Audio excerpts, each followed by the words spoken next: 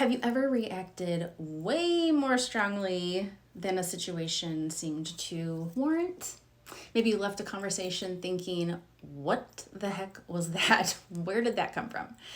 Well, I had one of those moments at a Mother's Day dinner years ago. Now, if you know my infertility story, you might be thinking, I'm going to talk about that. Nope, this is something completely different. At the time, I was dating my atheist fiance, and we were at a Mother's Day dinner at his mom's house. So it was me, my fiance, his mom, and his brother. Now, his mom was one of the sweetest people you could ever meet, and she was also very much a Christian.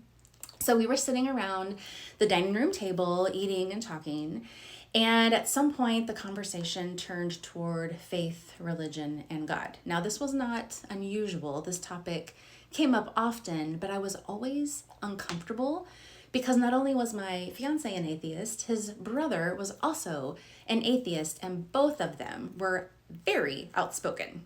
So his brother started making extremely derogatory comments about God. I mean, and just speaking as though his opinions were facts and completely dismissing faith altogether.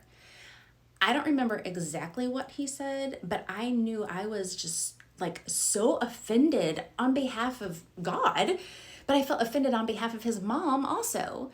And then I felt disrespected because he knew I was a Christian. But I also felt powerless because I didn't know how to respond. Like I said, this wasn't the first conversation like this. I had spent a long time feeling, outmatched, I guess, in these discussions. But this was probably one of the most blatantly disrespectful conversation and words I had ever heard someone say about God. So I snapped. I completely lost my temper and I started yelling at his brother across the table. I ended up in tears. I was shaking. I got up and I ran to the kitchen. I was crying. I was embarrassed. I was ashamed. I mean, we're at his mother's house on Mother's Day, right? She didn't deserve that reaction from me. Thankfully, she was so gracious to me and I apologized to her.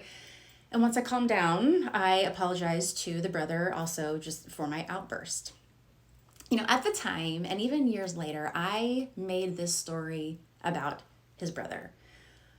But looking back, it wasn't really about him. I mean, he may have lit the firecracker, but I'm the one that blew up. My reaction was about what was happening inside of me.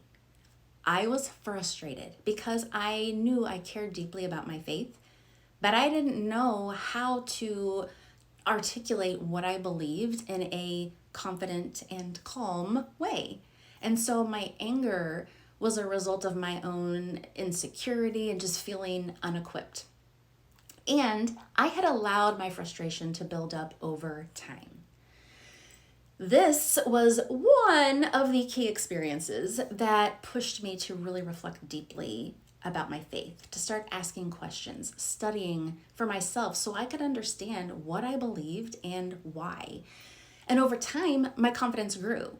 Not because I had all the answers, I still don't have all the answers, but because I understood my own convictions more deeply and for myself. Today, if I were sitting at that same table, I would respond very differently.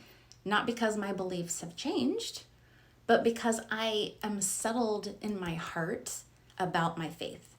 And so I feel more calm and confident to speak about my beliefs without feeling like I have to defend or prove them to everyone. So I don't know if you can see yourself in any parts of that story, but there are two key messages I really hope you take away from this. First of all, sometimes our strongest emotional reactions reveal areas in us that need more attention, more thought, more prayer to reveal what is actually causing that reaction.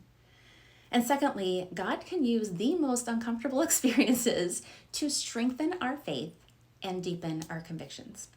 So the question I have for you is, what is that uncomfortable situation in your life right now?